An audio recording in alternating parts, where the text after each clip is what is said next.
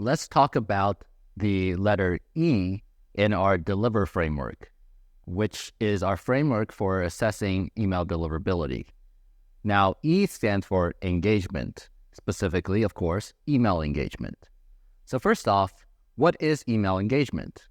Email engagement is basically the term that refers to what your users do when they receive your email.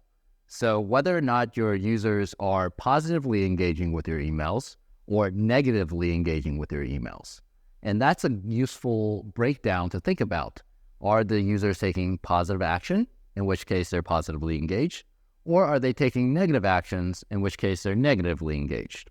And following this train of logic, we can actually see that the inbox providers places positive value on positive user actions and positive user engagement. And vice versa, they place negative value on negative user actions and negative user engagement. So if you have a high ratio of positive user engagement and a low ratio of negative user engagement, that really sends good signals to the inbox providers to upgrade your sender reputation and thus increase your chances of good email deliverability.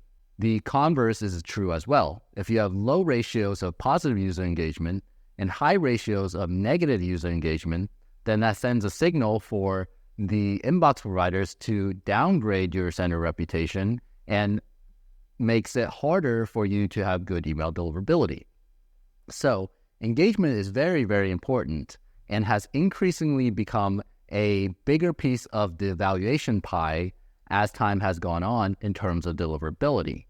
So, for example, Gmail in particular is particularly strict or utilizes the majority of the algorithm to look at engagement signals because they trust their first-party data of the users that are clicking, opening, setting positive signals, or on the flip side, unsubscribing, spam complaining, or deleting emails without reading them.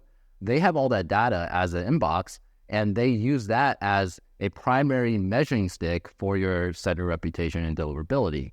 And then they, of course, look at all the other factors we mentioned in the Deliver framework as well, but it's a big piece of the pie. And increasingly, inbox providers are looking more and more towards engagement, and that's why it's very important for you to have stellar engagement on the positive side and minimize the negative engagement for your user base.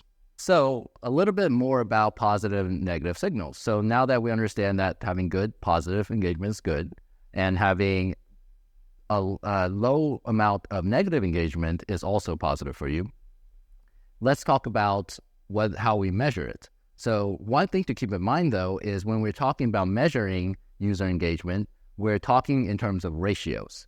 So it doesn't really matter that you have 3 spam complaints. It matters that you have 3% spam complaints.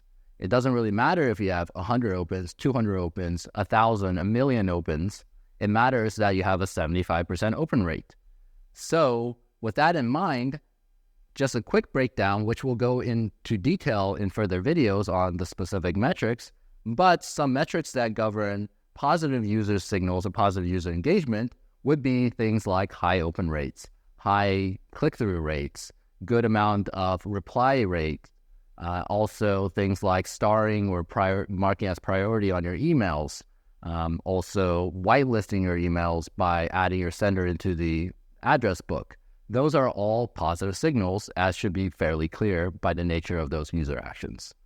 On the contrary, the negative signals would include things like high bounce rates, high spam complaint rates, high unsubscribe rates, which is not a direct effect, but has indirect effects on deliverability, and also things like deleting your emails without reading, or some default negative signals where the user is not opening, the user is not clicking, and just taking no action at all. That can also be a sort of pseudo-negative indicator as well. So with that said, email engagement, very important in terms of deliverability, and increasingly so as time moves forward because the inbox providers can trust those signals more than potentially other factors.